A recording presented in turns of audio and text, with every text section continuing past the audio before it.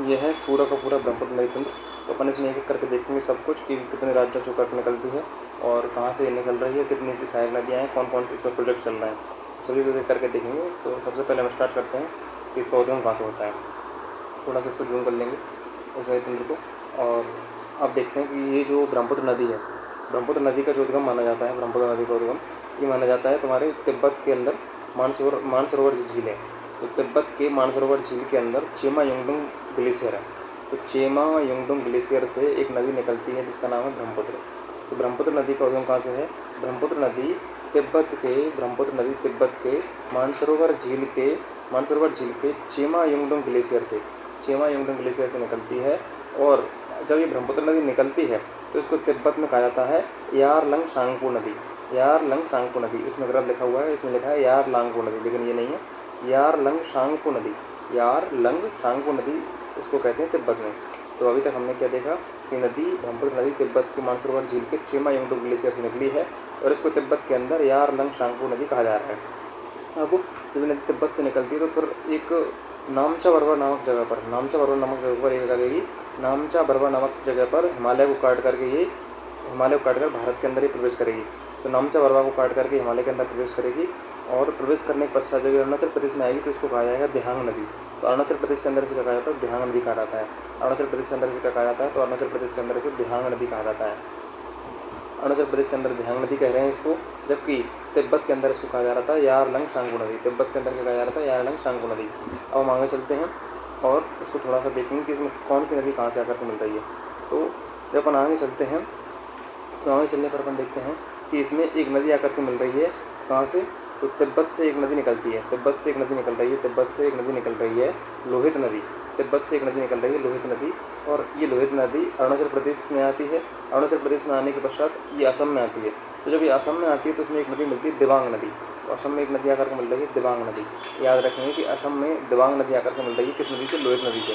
तो हमने क्या देखा? हमने देखा कि तिब्बत से एक नदी निकल रही थी लोहित नदी, और ये लोहित नदी आगे चलती है अरुणाचल प्रदेश में चलने के पश्चात चलती है असम में। तो असम में इससे एक नदी आकर के मिलती है और उस नदी को हम कहते हैं दिबांग नदी। तो अभी लोहित और दिबांग दोनों मिल चुके हैं असम में। अब जब ये नदी आगे चलेगी लोहित नदी, तो आगे जाकर के फिर ये असम के अंदर ही सादिया नामक जगह पर ये किससे मिल जाएगी? ब्रह्मपुत्र से मिल जाएगी। तो असम के अंदर सादिया नामक जगह पर ये ब्रह्मपुत्र से मिल जाएगी। तो जब ये ब्रह्मपुत्र से मिल जाएगी सादिया नामक जगह पर, तो इस नदी को कहा जाएगा ब्रह्मपुत्र। मतलब अभी तक ब्रह्मपुत्र का नाम ब्रह्मपुत्र नहीं था, अभी तक ब्रह्मपुत्र का जो नाम था वो क्या था? दिहांग था। अरुणाचल प्रदेश में इसको दिहांग कह रहे थे। लेकिन जब लोहित नदी आकर के इसमें सादिया असम में मिल जाती है तो इसको कहा जाता है ब्रह्मपुत्र। तो ब्रह्मपुत्र बनती कब है? ब्रह्मपुत्र बनती है जब उसमें लोहित नदी आकर के मिल जाती है। और लोहित नदी कहाँ आकर के मिलती है? सादिया नामक जगह पर असम में। अच्छा, इस लोहित नदी में कोई और नदी भी मिली थी क्या? तो हाँ, इसमें दिबांग नदी मिली थी असम के अंदर। तो दिबांग, लोहित और ब्रह्मपुत्र तीनों मिलती है तो इस नदी को कहा जाता है ब्रह्मपुत्र नदी। अब आगे चलते हैं। अच्छा, एक बात और याद रखना है कि जो लोहित नदी है इस लोहित नदी पर शादिया धुबरी या फिर भूपेन हजारिका सेतु बना हुआ है। इस नदी पर बना हुआ है लोहित नदी पर। अब आगे चलते हैं। तो ब्रह्मपुत्र जो नदी है, ब्रह्मपुत्र नदी, तो पहले अभी तक क्या क्या देखा है उसको रिवाइज कर लीजिए एक बार। कि तिब्बत के मानसरोवर झील के पास चेमा युंगडुंग ग्लेशियर से एक नदी निकलती है और इस नदी को कहा जाता है यारलंग सांगपो नदी। तिब्बत के अंदर इस नदी को कह रहे हैं यारलंग सांगपो नदी। अब ये नामचा बरवा को काट करके जब भारत प्रवेश करती है तो इसको अरुणाचल प्रदेश में कहा जाता है दिहांग नदी। अरुणाचल प्रदेश में इसको कहा जाता है दिहांग नदी। लेकिन जब इस नदी से, दिहांग नदी से जब सादिया असम के अंदर एक नदी मिलती है लोहित नदी, तो फिर इस नदी को कहा जाता है ब्रह्मपुत्र नदी। और इस लोहित नदी पर शादिया धुबरी अगर भूपेन हजारिका सेतु है, और इस लोहित नदी की एक सहायक नदी जिसे हम दिबांग नदी कहते हैं। अब ब्रह्मपुत्र आगे बढ़ेगी तो फिर ये दो हिस्सों में बढ़ जाएगी। इसके एक हिस्सा इसका बढ़ जाएगा, इस हिस्से को कहा जाएगा खैरकुटिया नदी। तो ब्रह्मपुत्र तो भागों में बटी हुई है, इसका एक हिस्सा जो इधर आ रहा है, ये आप देख रहे हो पिंक से कलर से, इस नदी को कहा जाता है खैरकुटिया नदी। और ये रेड कलर का जो नदी है इसे ब्रह्मपुत्र कहेंगे। मतलब ब्रह्मपुत्र दो हिस्सों में बटी है थोड़े से टाइम के लिए, तो इसका ये रेड वाला हिस्सा ब्रह्मपुत्र कहलाया और इसका जो पिंक वाला हिस्सा है ये खैरकुटिया नदी है। तो खैरकुटिया नदी और ब्रह्मपुत्र दोनों बढ़ गई, और उसमें जो बीच में जो जगह थी, इसमें बीच में जो जगह बच जाती है इसको माजुली द्वीप या फिर माजुली जिला हम कह सकते हैं। तो माजुली जिला या फिर माजुली द्वीप ब्रह्मपुत्र नदी को दो भागों में बांट देता है, या फिर इनके बटने से ही माजुली द्वीप बना हुआ है। तो इसके रेड वाले हिस्से कहेंगे ब्रह्मपुत्र नदी और इसके पिंक वाले हिस्से कहेंगे खैरकुटिया नदी। और अब ये नदी चलेगी आगे जाएगी तो फिर इसमें एक नदी आकर के मिलेगी, पटकाईबुम जो कि अरुणाचल प्रदेश के अंदर है, अरुणाचल प्रदेश के अंदर पटकाईबुम नामक पहाड़ी है, अरुणाचल प्रदेश के अंदर पटकाईबुम नामक पहाड़ी है। यहाँ से दो नदियाँ निकलेंगी, एक है देहिंग या फिर बूढ़ी देहिंग नदी। जो आप देख रहे हैं ये नदी कौन सी, देहिंग या फिर बूढ़ी देहिंग नदी, देहिंग या फिर बूढ़ी देहिंग नदी इसमें आकर के मिलेगी ब्रह्मपुत्र में। और पटकाईबुम पहाड़ी से एक और नदी निकलेगी जिसे कहेंगे दिसांग या फिर दिल्ली नदी, दिसांग या फिर दिल्ली नदी, दिसांग या दिल्ली नदी भी आकर के इसमें मिलेगी। तो दो नदियाँ और देख ली हमने जो कि ब्रह्मपुत्र की लेफ्ट साइड की ट्रिब्यूटरी हैं, देहिंग या फिर बूढ़ी देहिंग और दिसांग या फिर दिल्ली, दोनों ही कहाँ से, पटकाईबुम से निकल रही हैं और दोनों ही ब्रह्मपुत्र की लेफ्ट ट्रिब्यूटरी हैं। अच्छा, लेफ्ट क्यों है, क्योंकि पता है ब्रह्मपुत्र ऐसे चल रही है, और जब भी कोई नदी ऐसे चलती है ना, मान लो ये नदी चल रही है फिर कोई इंसान ऐसे चल रहा है, तो इंसान जब ऐसे चलेगा तो उसका इस तरफ कौन सा हैंड होगा, उसका इस तरफ होगा लेफ्ट हैंड, और इस तरफ कौन सा हैंड होगा, राइट हैंड होगा।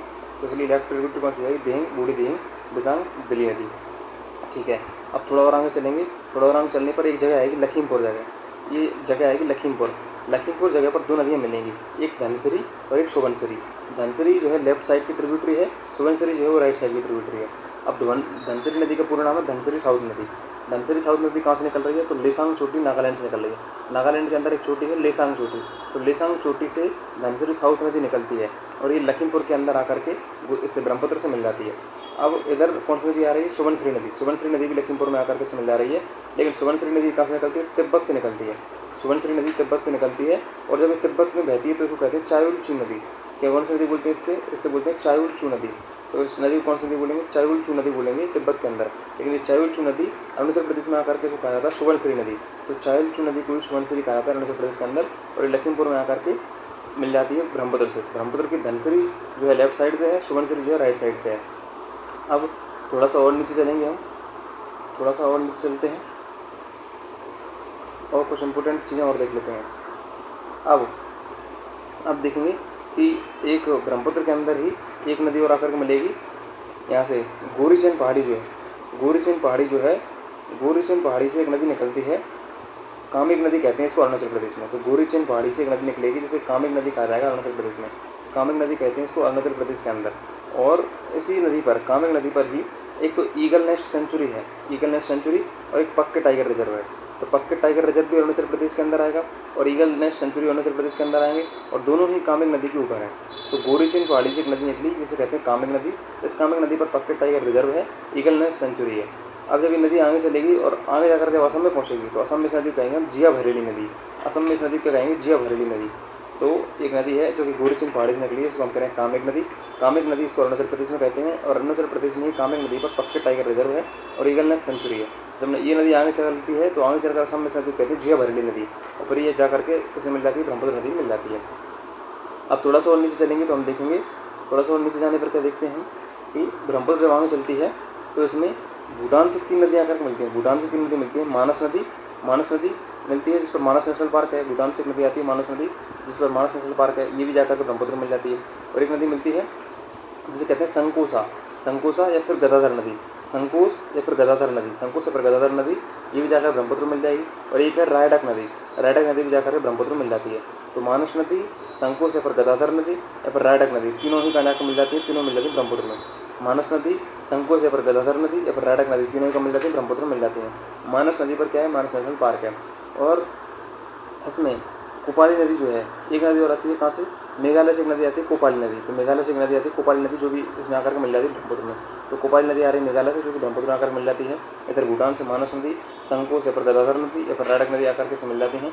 मानस नदी पर मानस नेशनल पार्क है। थोड़ा सा नीचे चलोगे तो सिक्किम के अंदर तीसरा नदी आती है, तीसरा नदी जाकर के बांग्लादेश में मिल जाती है।